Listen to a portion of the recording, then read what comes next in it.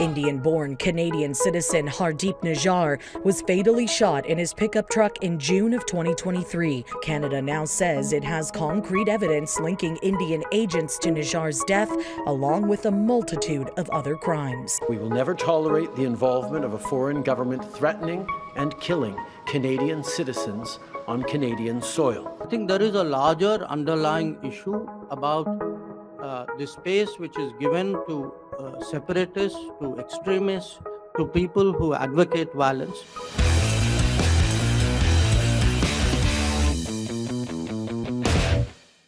Well, the relationship between India and Canada has officially hit rock bottom. Not that it's something at this point worth maintaining for Canada in the first place. According to the RCMP, Indian diplomats in Canada are alleged to be involved in clandestine activity, including criminal activity linked to homicides, extortion, and of course, a healthy dose of political interference. Yesterday, Canada took the extraordinary step to expel the Indian High Commissioner as well as 6 other diplomats. In return, India did the same yesterday. So at this point, diplomatic relations between India and Canada are essentially gone. While the coverage on this issue, as well as the RCMP statement released yesterday, notes attacks on the South Asian community in Canada, both the RCMP statement as well as the Deputy Commissioner of the RCMP in a press conference yesterday stressed that these attacks coming from the Indian government are specifically targeting the pro-Khalistan movement. And it's not as though the Khalistan movement is a benevolent force in Canada. Khalistani terrorists were behind Canada's largest terrorist attack in 1985, the Air India bombing. Khalistanis also put on grotesque displays in cities like Brampton depicting the assassination of foreign heads of state. They also like to burn effigies of Indian diplomats in Canada. But regardless of all of that, and regardless of how you feel about the Khalistan movement in this country, there's one thing all Canadians should be able to get behind.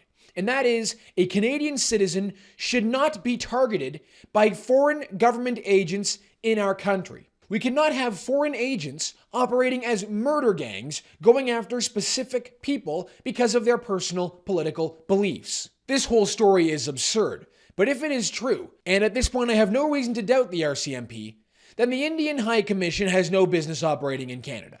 They simply cannot be trusted, and Indian diplomats shouldn't be in Canada. If India cannot behave like a serious country, then Canada should not see India as an ally. Now, before we get into this show, be sure to drop a like on the video, help us out by subscribing to the True North YouTube channel, and the comment question for the episode is this. Is the announcement by Justin Trudeau a political decision or a national safety decision? Let me know your answer in the comments below, and let's get into it. Well, we now know that after an RCMP investigation into the murder of Khalistan activist Hardeep Singh Nijjar last year in Surrey, British Columbia, India's High Commissioner, as well as 5 other diplomats, are persons of interest in the RCMP investigation into that murder. Truly an extraordinary situation building up between Canada and India. Here is Justin Trudeau at a press conference yesterday. We will never tolerate the involvement of a foreign government threatening and killing Canadian citizens on Canadian soil, a deeply unacceptable violation of Canada's sovereignty and of international law. According to the RCMP investigation, Indian diplomats and consular officials leveraged their positions to gather information about certain Canadian citizens and pass them on to organized crime groups. The RCMP held their own press conference yesterday to warn the Canadian public about their findings in this investigation. Here is RCMP Commissioner Michael Duhem. An extraordinary situation is compelling us to speak about what we have discovered in our multiple ongoing investigations into the involvement of agents of the Government of India in serious criminal activity in Canada. It's not our normal process to publicly disclose information about ongoing investigation in an effort to preserve their integrity. However, we feel it is necessary to do so at this time due to the significant threat to public safety in our country. Over the past few years, and more recently, law enforcement agencies in Canada, including the RCMP, have successfully investigated and charged a significant number of individuals for their direct involvement in homicides, extortions, and other criminal acts of violence. In addition, there has been well over a dozen credible and imminent threats to life, which have led to the conduct of duty to warn by law enforcement with members of the South Asian community and specifically members of the pro-Khalistani movement.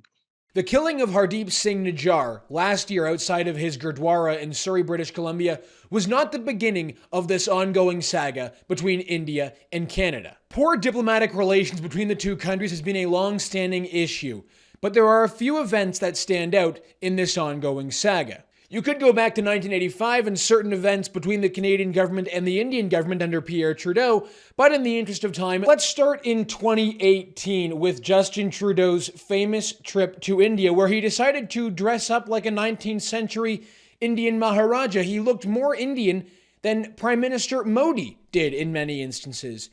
But on that trip, Justin Trudeau decided to, in a very Justin Trudeau way, invite a man named Jaspal Atwal to the Canadian state dinner. Now, the problem with this invitation is that Jaspal Atwal is a convicted attempted murderer of an Indian politician back in 1986. So naturally, that decision didn't go over so well. When Punjabi Sikhs in 2021 were protesting a domestic agricultural law presented by Narendra Modi in India, which spilled out into Canadian streets, Justin Trudeau decided to get involved in that ongoing protest and to remind India that Canada believes in the right to peaceful protest and that Punjabi Sikhs had the right to peacefully protest in India. Again, something that didn't go over so well with the Indian government. And then shortly after that, the organization Sikhs for Justice began organizing large-scale Khalistan referendums. Of course, these referendums are not legitimate, they are not recognized by India, and they just frankly serve as provocations to the Indian government. These referendums end up turning into a large rally where certain individuals are put on posters and displayed as martyrs, as shaheeds. Some of these martyrs, for example, happened to be Talwinder Singh Parmar, the man responsible for the Air India bombing. But these large Khalistan referendums and Khalistan rallies in Canada and Australia and the United Kingdom, of course, do not go over well with India. But what really kicked this fight off was a display by Khalistanis in Brampton on the anniversary of the Air India bombing, in which the assassination of Indira Gandhi in 1984 was glorified. And a papier-mâché-style display on a float that paraded through Brampton.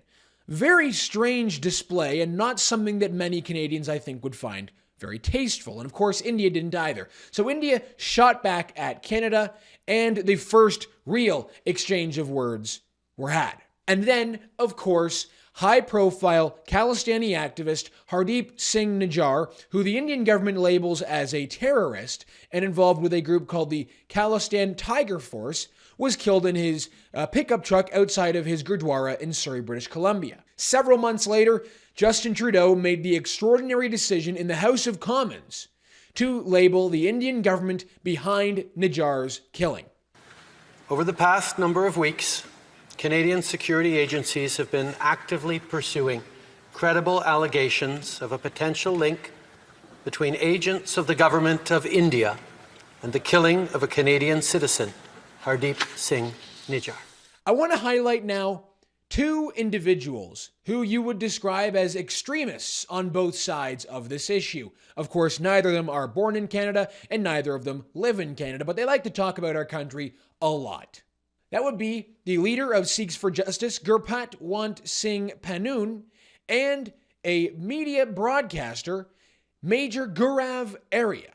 These two gentlemen like to exchange attacks to each other and to people living in Canada, Canadian citizens, whether they be Sikh Canadians or Hindu Canadians. Here is Major Gaurav Arya, according to the Anti-Sikh Hate Crime Watch X account, threatening Justin Trudeau and Canada's High Commissioner to India, saying that they will be destroyed. गर्दन पकड़ के इनको jail में डालो और जलील ज्यादा करो, jail में कम डालो, जलील ज्यादा करो, इनको घसीट घसीट के ले जाओ, हमारे मन को शांति दे दो, you can do your business in peace. वरना बेटा जब पड़ेगा ना, तो मैं बता रहा हूं आज मेरी गारंटी है, मेजर की गारंटी है, ये होगा, ये साल भर के अंदर होगा, बाद में चू-चू मत करना. He then goes on to say that India will finish Canada within a year. Don't cry later and wonder how this happened or say that you weren't warned. And then you have this fellow on the other side, Gurpatwant Singh Panoon, the leader of Sikhs for Justice, telling Hindus living in Canada to leave Canada as soon as possible. Your destination is India. Leave Canada. Go to India. Khalistan referendums all throughout Canada are marketed with posters calling it the Kill India referendum. Both of those people, keep in mind, do not live in Canada. They are not born in Canada. They really have no business talking about Canada the way that they do. So I think both of them, at this point, should keep our country's name out of their mouths. Oh, wow. No Canadian citizen should be threatened on Canadian soil by foreign agents. It's just that straightforward. It's just that simple. Canada should not tolerate foreign governments that pretend to be our allies going out and killing Canadian citizens in our streets. Maybe the best solution for everyone here is for Canada and India to completely sever diplomatic relations and for there to be no more immigration between both countries. Because if Canadians are being threatened by Indian foreign agents in our country, then I think it's safe to say that we should take in nobody from India in order to guarantee the safety of Canadians. We should shut down our borders to anyone coming from India if this is the current state of relations.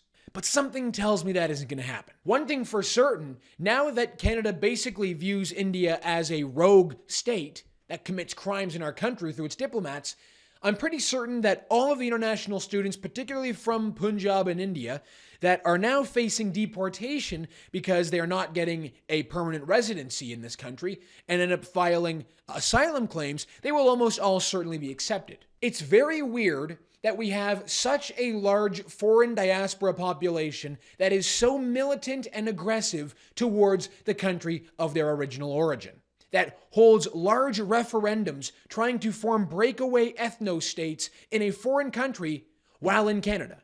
They protest for a Khalistan in India, always from Canada. It's not something that we in Canada should have to accept or tolerate as well. We really shouldn't be dealing with this situation, and I think it obviously comes from a massive open border. The Khalistan faction in Canada has a large amount of political power in this country. We can see that in our politics. Clearly, I believe part of this is being used for political pressure. But at no point will I ever side with a hostile foreign nation like India over the interest of my own country. And when it comes to protecting Canadian citizens, this should be taken seriously from every country. Does Justin Trudeau take the same approach when it's China conducting foreign interference operations, when China is operating police stations in our country? The Chinese have an ambassador in Canada.